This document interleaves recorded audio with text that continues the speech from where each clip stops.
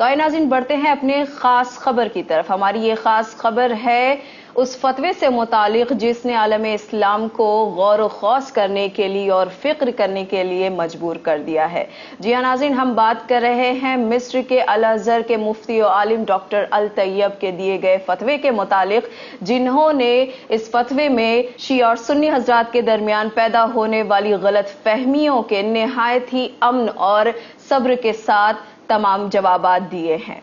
اس فتوے سے متعلق یہ بھی بات بتائی جا رہی ہے کہ یہ فتویٰ عالم اسلام کے لیے نہایت ہی تاریخ رقم کر دینے والا ہے، ساتھ ہی ساتھ ہر کسی کو آج ضرورت ہے اسے سننے اور اسے سمجھنے کی۔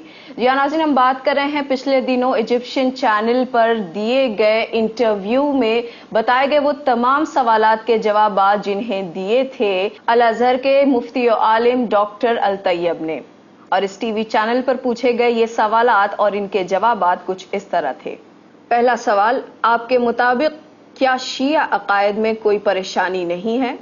الطیب نے کہا بالکل نہیں، بلکہ 50 سال پہلے شیخ محمود شلتوت، جو کہ الازہر کے چانسلر بھی تھے، انہوں نے یہ فتویٰ جاری کیا تھا کہ شیعہ فقہ اسلامی فقہوں کا 5واں فقہ ہے، جیسے 4 فقہ اسلام میں پہلے سے ہی موجود ہیں۔ دوسرا سوال، ہمارے بچے شیعہ اسلام سے کافی متاثر ہو رہے ہیں، اسے اپنا رہے ہیں، ایسے میں ہم کیا کریں؟ ایسے بچوں کو اس فقہ کو اپنانے دیں، انہیں تبدیل ہونے دیں۔ کیا ہم کچھ کہتے ہیں جب کوئی مالکی یا حنفی جماعت کو چھوڑ دیتا ہے؟ یہ بچے بس 4تھے فقہ کو چھوڑ کر 5ویں فقہ کو اپنا رہے ہیں، جو کہ لائق تنقید نہیں ہے۔ شیعہ اب ہمارے رشتہ داروں میں سے ہوتے جا رہے ہیں، ان کے بچے ہمارے بچوں سے نکاح کر رہے ہیں، اس پر آپ کیا کہیں گے؟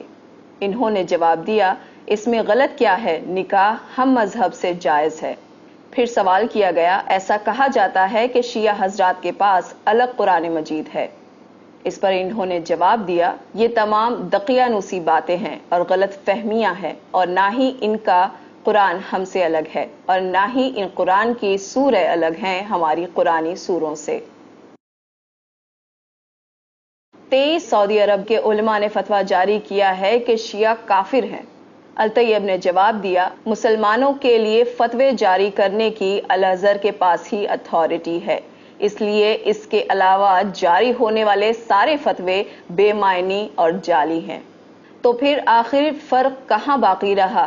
شیعہ اور سنی میں کیا فرق ہے اور ان کے کیا معنی ہیں؟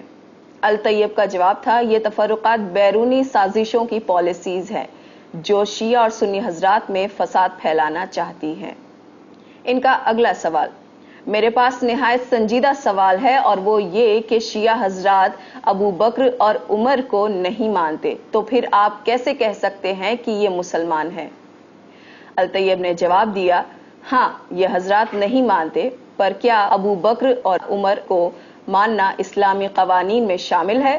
ابو بکر اور عمر کی کہانی تاریخی ہے، ان کا اسلام کے بنیادی عقائد و قانون سے کوئی لینا دینا نہیں۔ ان سوالات پر حیرت زدہ ہوتے ہوئے ایک اور سوال کیا گیا کہ شیعہ حضرات کا بنیادی مسئلہ ہے، اور وہ یہ ہے کہ شیعہ حضرات کہتے ہیں کہ ان کا امام وقت 1000 سالوں سے اب بھی زندہ ہے۔ الطیب نے جواب دیا، ہو سکتا ہے کہ وہ زندہ ہوں، کیوں، کیا یہ ممکن نہیں ہے؟ پر یہ کوئی ضروری نہیں ہے کہ ہم سنی حضرات بھی ان کی طرح اس پر عقیدہ رکھیں۔